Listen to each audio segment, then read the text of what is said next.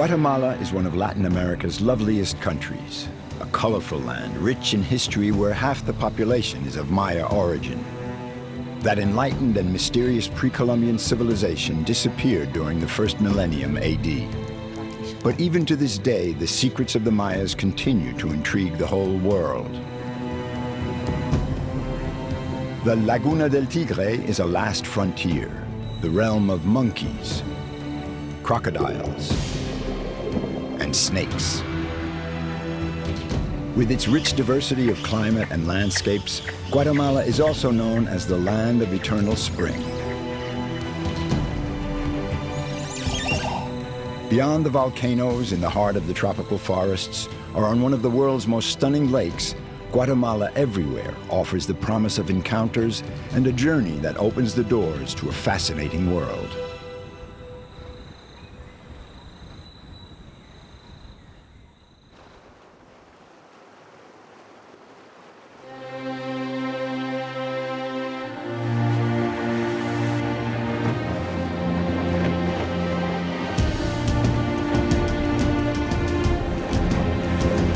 Chalín, Chalín.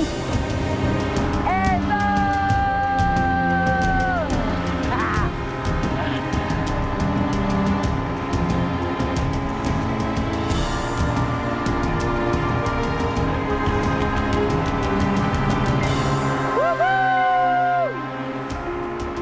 The first time I came to Guatemala, I was working for an agency, a photo agency in New York. It really touched me. It moved me.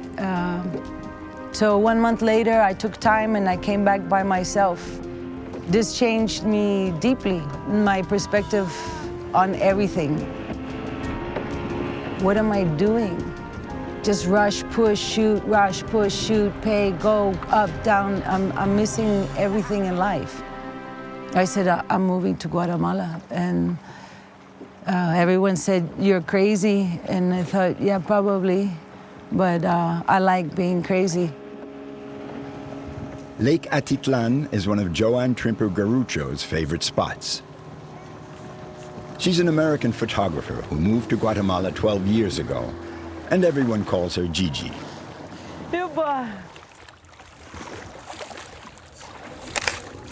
Her camera is her traveling companion and her catalyst for meeting people. It's her way of exploring the universe of the Maya.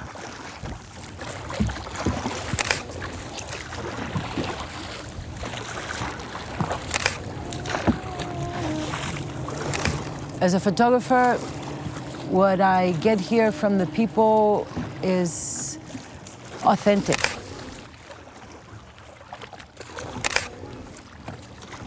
Where everyone, I think, that sees a picture recognize a part of themselves in this. It's real. It's something that people are missing in the Western world. So if I can capture this little piece and remind people who they are, and that we're all one people, we're all the same. And it's not a watch or the Chinese shoes or the clothes or the expensive hair, and it's living, and they give me life. And I like to share that with whoever gets to see it. Hopefully some people get to see it.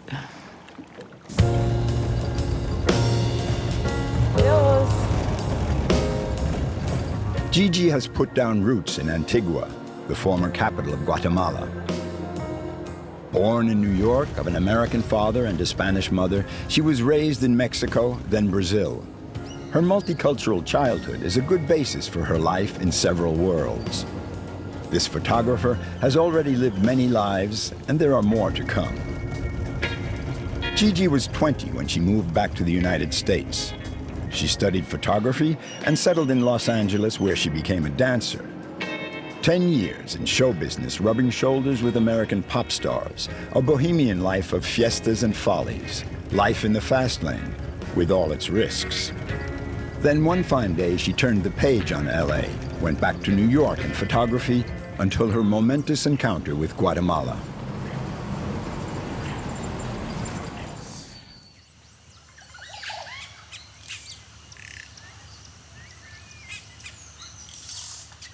Gigi spends her time on Maya culture, one of America's richest and most enlightened.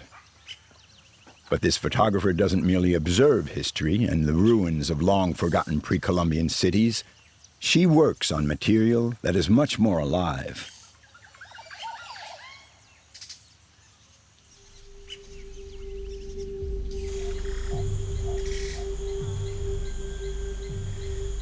Gigi has been initiated as a priestess. She received instruction from Maya spiritual guides who passed on to her the secrets of their rituals.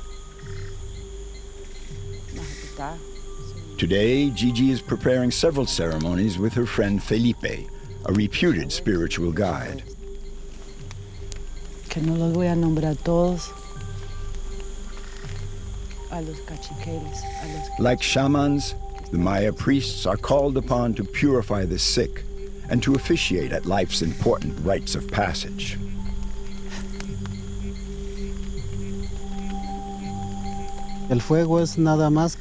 Fire is, quite simply, our connection with our ancestors. We don't consider those who've passed away as dead.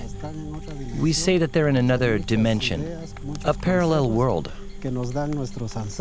Our ancestors often send us messages and advice. In prehistoric times, all the humans would gather around the fire.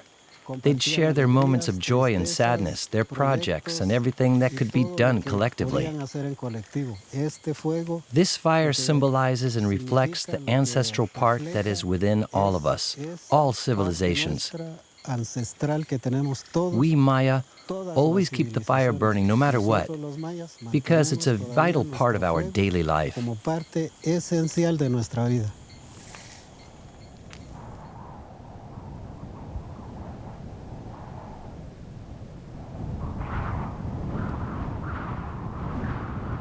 Gigi and Felipe are on their way to a sacred spot above Lake Atitlan.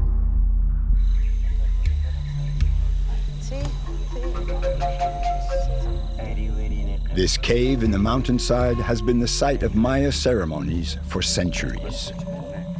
In Guatemala, the Maya, the indigenous people, make up over half the population. 5% of them practice these rituals.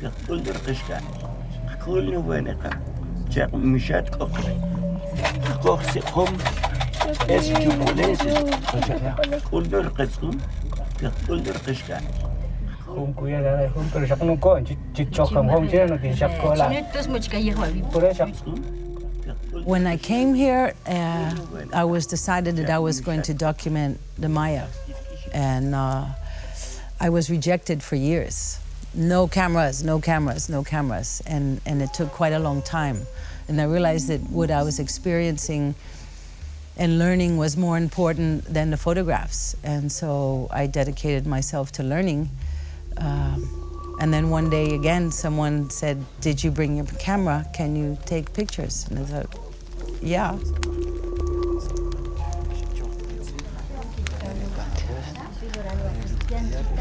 When I'm doing a ceremony, my focus is on the ceremony.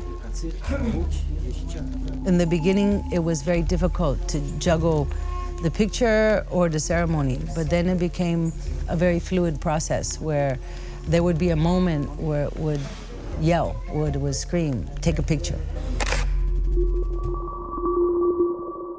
And so I just quickly take a picture and then go back to the ceremony. And I think the ceremony is more important than the photographs.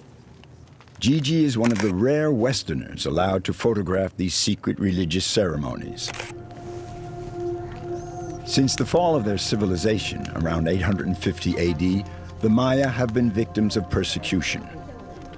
The most recent wave took place in the 1980s, in the thick of a civil war.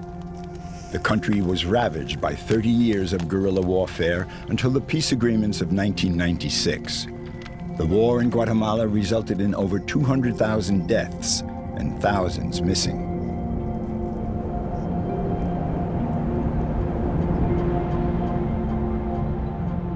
During those terrible years, ceremonies like these were prohibited, and the priests risked their lives.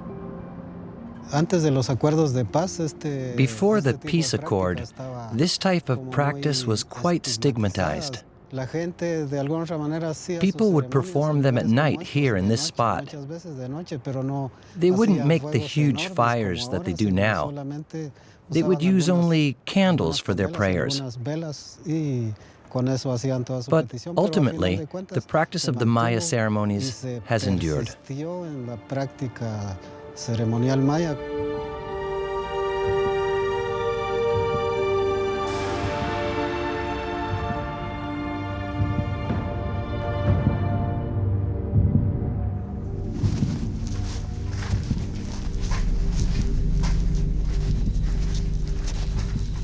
By involving herself in the men and women of Guatemala, Gigi is, in her own way, highlighting the spiritual riches of a very mysterious world, as if to keep it from slipping into oblivion.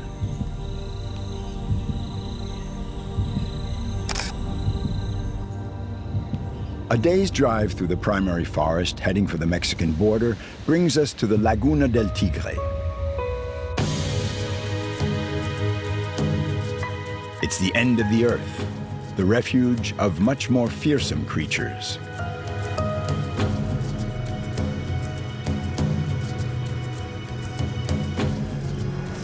The Laguna del Tigre is a distillation of planet Earth, where nature is lush and thriving.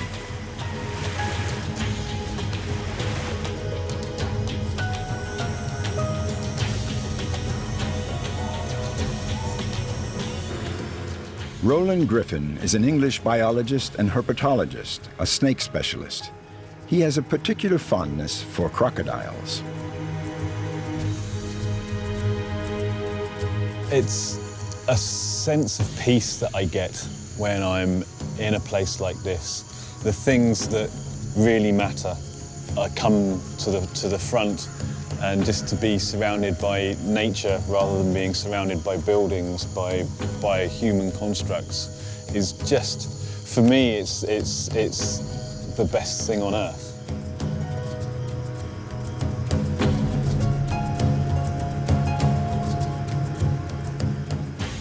Rivers and forest. The Laguna del Tigre is Central America's largest wetland. It's also Guatemala's largest national park, over 300,000 hectares of jungle and marsh, an animal realm with parts that have yet to be explored.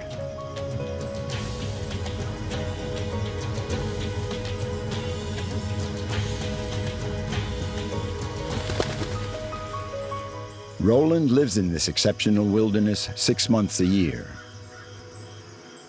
His base camp is here on the banks of the San Pedro River. Here we are coming into my other home when I'm here in Guatemala. This is the Estación Biológica Las Guacamayas, and it's where I base a lot of my work and my research from. And I just love it. It's one of the most tranquil places that I've ever been fortunate enough to visit. It's just so peaceful and wonderful.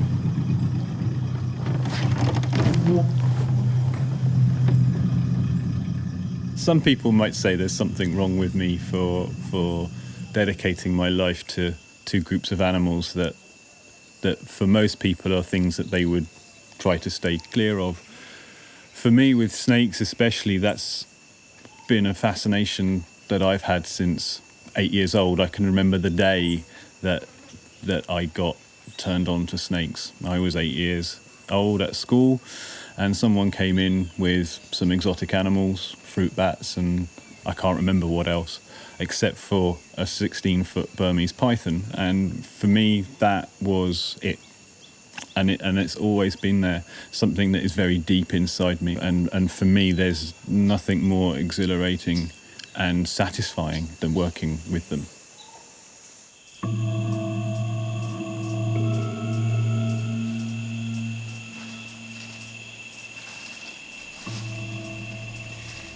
There hasn't been a drop of rain in 2 weeks.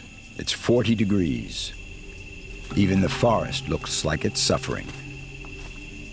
Nature is holding its breath. Nobody at home today. The snakes are hiding away, keeping cool underground, which doesn't make finding them any easier.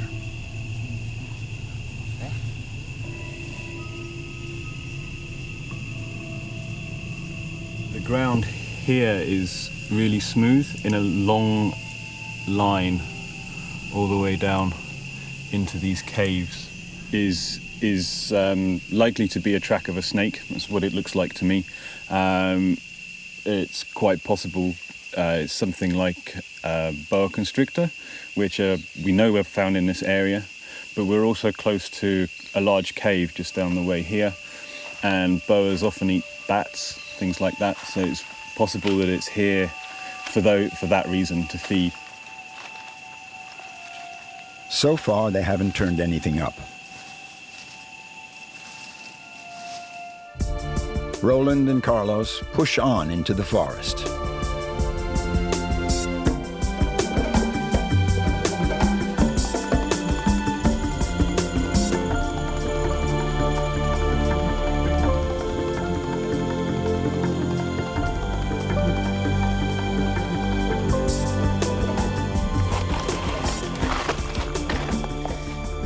They're now a 3-hour hike from the biology station and heading for this high point, a mound, the vestiges of one of the Waka temples, a Maya city totally overgrown by the jungle. Nature is fragile, but it is strong. There is a power there that we have no control over. And this was a large city. There were many people living here during its heyday, and just to imagine these structures clean, painted red as all Mayan structures were, and for me to see that nature can come back is wonderful.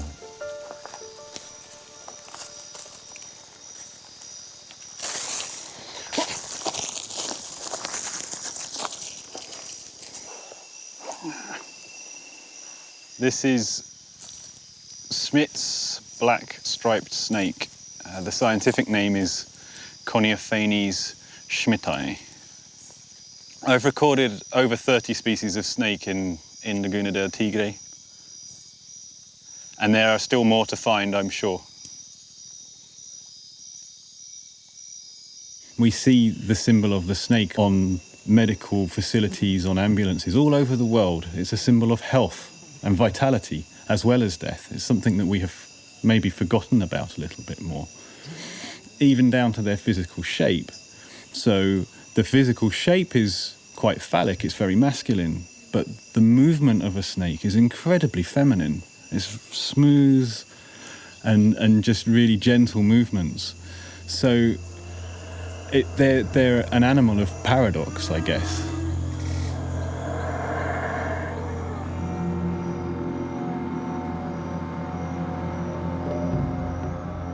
Roland's dreams are inhabited by snakes, but by other reptiles as well.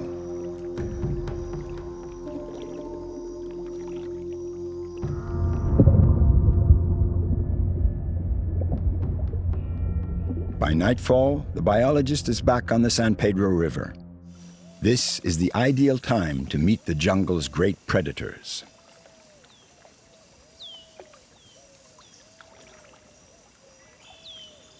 It's really amazing to be this close to a big adult male Morlet's crocodile. It's very difficult to approach the population here. And I think the reason for that is that especially the big adults, the older members of the population here, remember being hunted. And so they still remember people in boats coming and hunting them. And they're still very wary of that.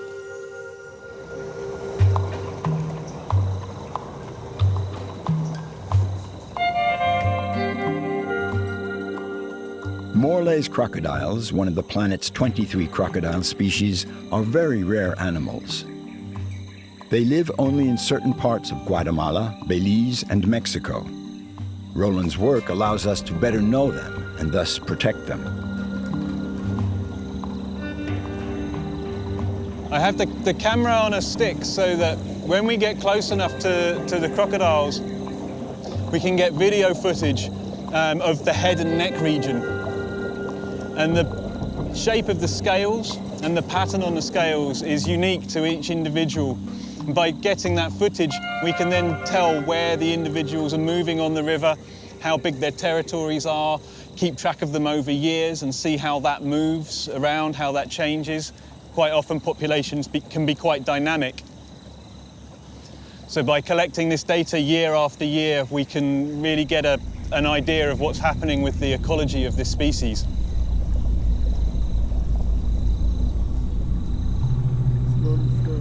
Coco. Slowly, Mauricio. Ah, yeah, sí.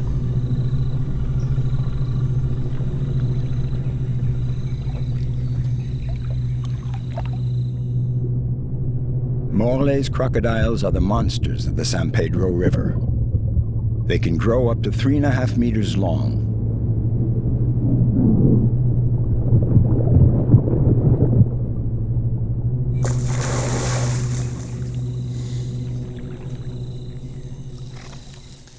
And so you see, even when we do find them, it's not always easy getting close enough to get the data that we need.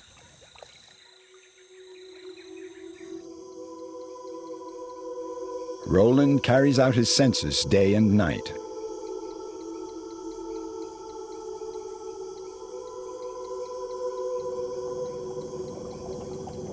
At night, the crocodiles are more active and easier to spot. In the light of the headlamps, their eyes show up as 2 red dots on the surface of the water. This is what Roland and his crew are after.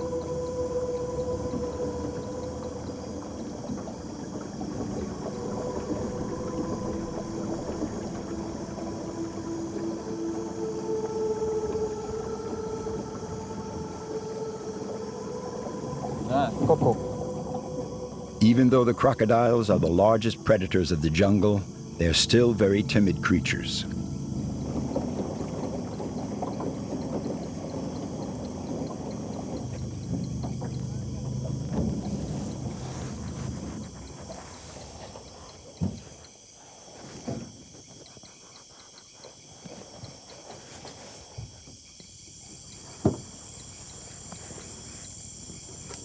I've never seen one be so tolerant. Oh, I'm very excited, yes. Yeah, this is quite an experience. And I still can't believe that she's still there on the bottom, just biding her time very peacefully, very calmly. It's magnificent. What a night. Adiós. Hasta luego. Muy bueno.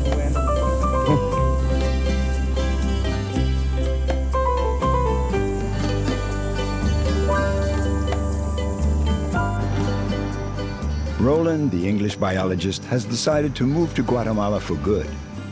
He's planning to open a center for sea turtles on the Pacific coast soon. But above all, he wants to continue to persuade people to look kindly on these 2 unappreciated animal species: snakes and crocodiles. They're animals that have been around since the time of the dinosaurs, and they're still here. And I think for anyone who is into reptiles or dinosaurs and prehistory, being able to spend time with animals from that distant past, that's really special. It's really incredible. And there's only a few species left. There's 23 species out of over 200 known species of crocodilians, and many of them are endangered and are in need of conservation work. And that, for me, is just wonderful to be a part of that and to contribute to that.